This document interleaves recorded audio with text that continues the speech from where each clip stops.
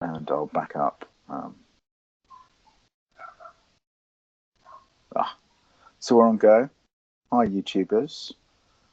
I've also got my phone on so I can see what you see. Now, I'm going to just back up a little bit here quickly and summarize quickly for you online what we have and done already. Apologies for that, but that's just the way things are. We touched on and looked at Rudyard Kipling.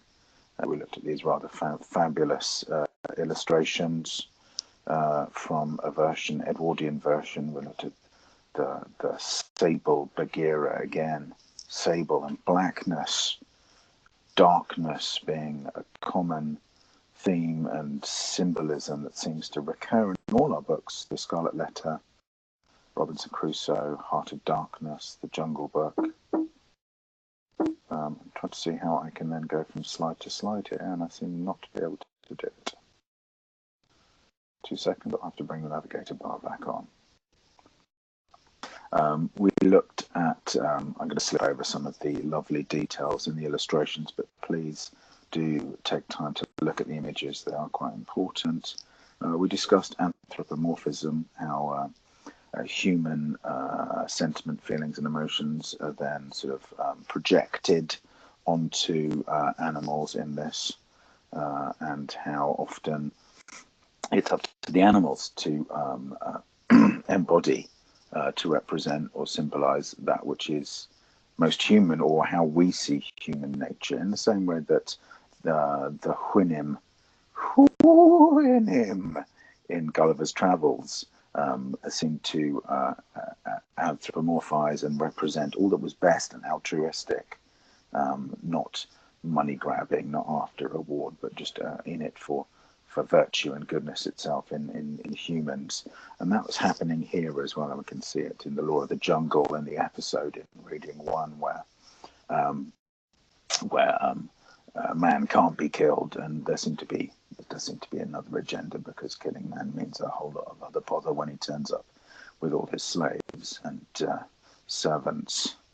I noted that it's a Bildungsroman, or a maturation plot, that it follows the journey of a boy into manhood, like so many of our other books, rather like Frankenstein, which has a first-person narrative in it, which is also like a fast-forward Bildungsroman, where he goes from waking up not even knowing what he is or what existence is, to learning that the harsh lessons of reality very quickly.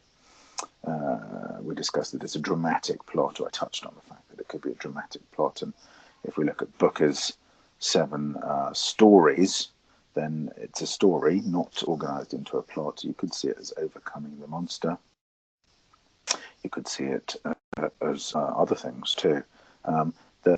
There's often, like most of our texts, I pointed out, in a sort of a battle between realism and romanticism, whether that realism in Frankenstein could be the scientific that never gets place in the plot, or whether there's the realism of the frame, very highly romanticized, almost sort of pseudo-medieval story in the middle. Here as well, you have the romantic in its representation of an anthropomorphization and romanticization of perhaps the imperial exotic, these sort of settings set against realism, yet again in terms of its very simplistic rendering of a natural environment.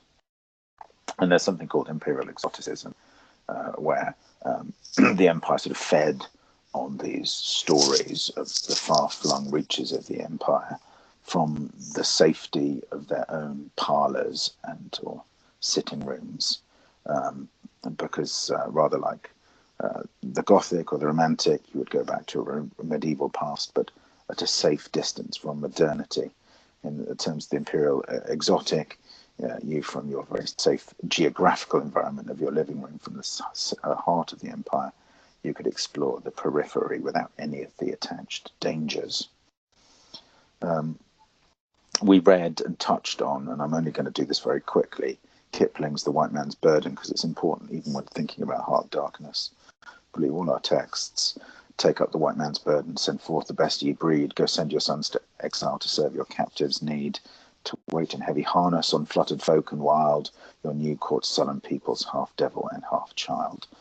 And that's an image of the half devil, half child, fluttered folk and wild, which seems to be often Indian or indigenous peoples, maybe adorned in feathers, is set against this sort of representation of devil child, rather like Jane Eyre, again, against this sense of service, that they're going into exile, which is often, as we know from the beginning of the stories, exactly not what Crusoe, what Huck, what Marlowe are saying they're doing as children at all, are they? They're going out to follow their childhood dreams and adventures, mostly because they've probably been sold the myth of empire.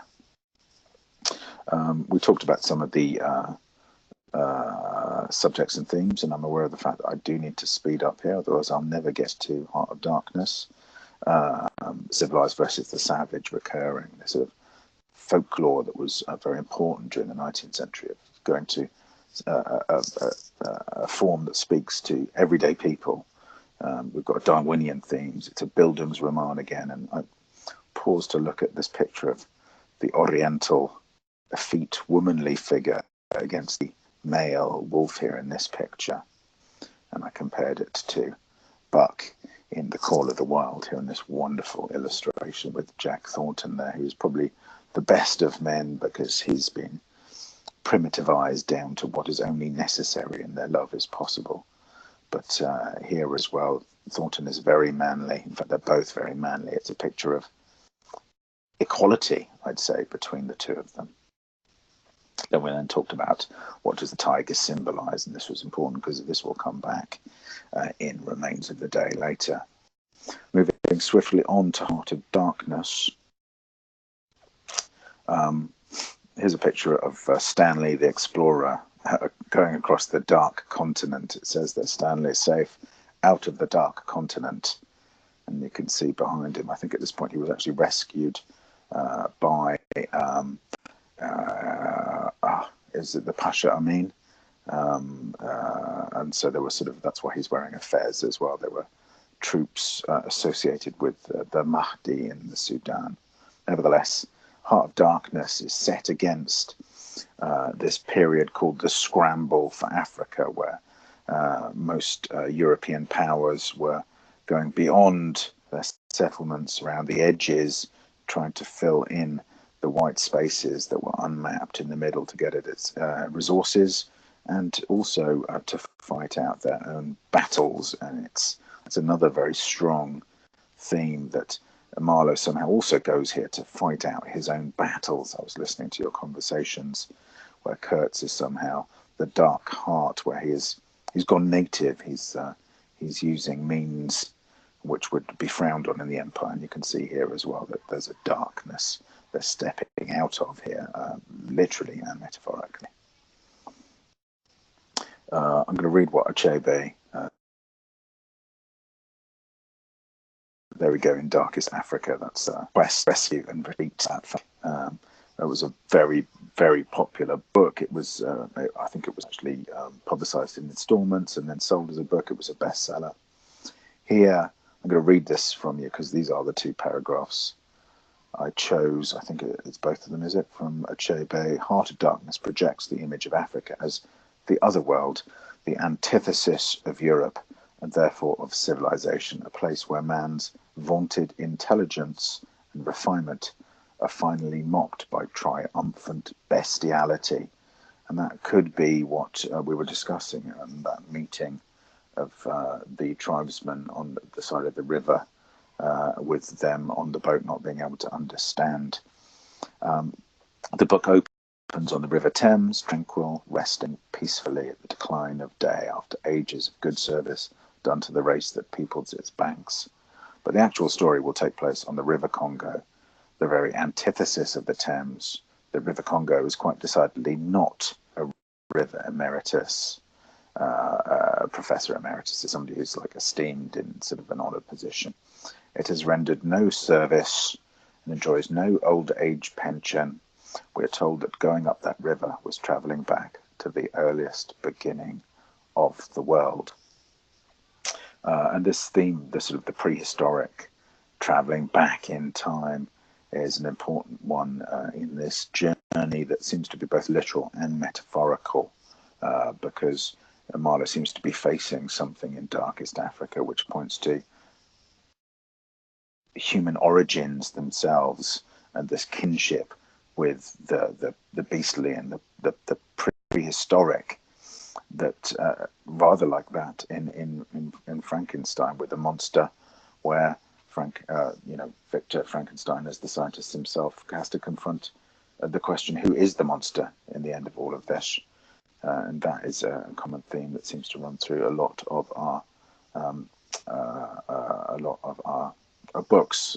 Man's Inhumanity itself here projected onto these shackled monsters that they've seen being shipped around the empire. But there's this moment where perhaps they sense that this isn't the truth, that perhaps Marlowe senses that he himself is the monster, or at least participating in the monster, if that is Leviathan, the Great Society. So there's a little map over Africa, and maps are very important in travel literature and very important in colonial literature. We see the doubling of the two rivers, again, a doubling, and two narratives, forming a kind of double narrative, if you like, in what is an episodic journey.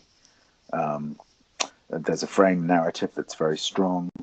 Marlowe, spelled wrong there, it's got no E, that's the detective telling the story in the Thames, and we've got an episodic river journey. There again, we do have some kind of a sort of dramatic climax in it says the Kurtz there. Let's quote the Kurtz in Kurtz as well, in the heart of darkness.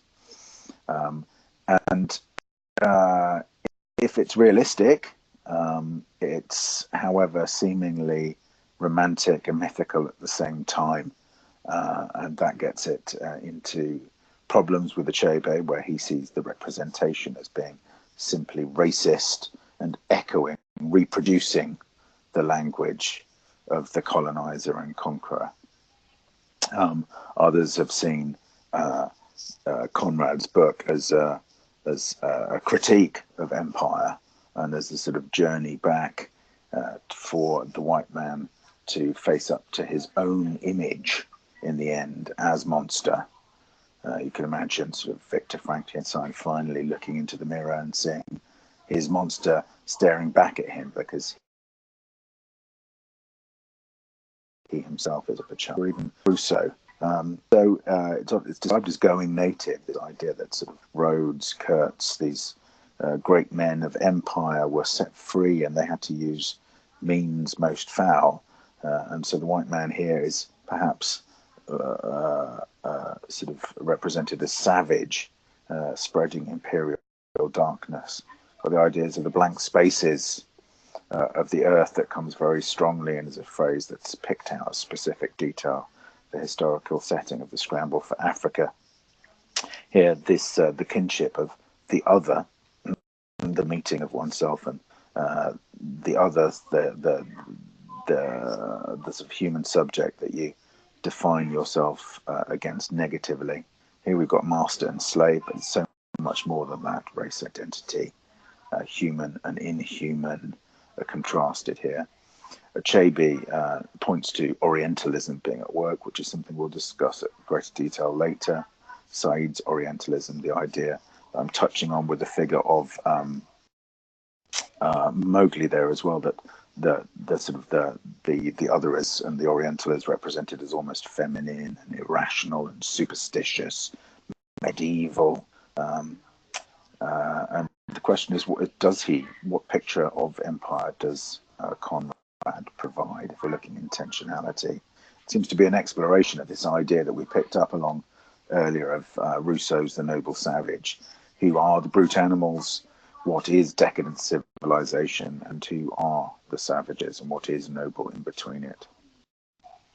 I have various other bits, but I think we're at 3 o'clock there already. I'll end quickly. I think there's some copies here that I was going to pick out some sections from, but I'll end by reading this quote that we were just discussing. I was just discussing with Moana in one of the groups. The earth seemed unearthly. Oh, there's quite a lot of noise in the background here. We're accustomed to look upon the shackled form of a conquered monster, but there you could look at a thing monstrous and free. It was unearthly, and the men were, no, they were not inhuman. Well, that was the worst of it, this suspicion of their not being inhuman. It would come slowly to one. They howled and leaped, and spun and made horrid faces, but what thrilled you was just the thought of their humanity, like yours, the thought of your remote kinship with this wild and passionate uproar. Ugly, yes, it was ugly enough, but if you were man enough, you would admit to yourself that there was in you just the faintest trace of a response to the terrible frankness of that noise, a dim suspicion of there being a meaning in it which you so remote from the night of the first ages, could comprehend. And that, I'm just going to shut that door, you might want to contrast there immediately with the Call of the Wild in the Call of the Wild, the call that Buck hears and has no question of whatsoever and responds to as waking something in him. However, this is civilized man at the height of his powers, feeling that call and it raising in him simply a dread, as Kurt says, horror, the horror. Okay, we're at 3 o'clock there today. Thank you very much for your attention. Louise, if you'd be so kind as to stop the recording there.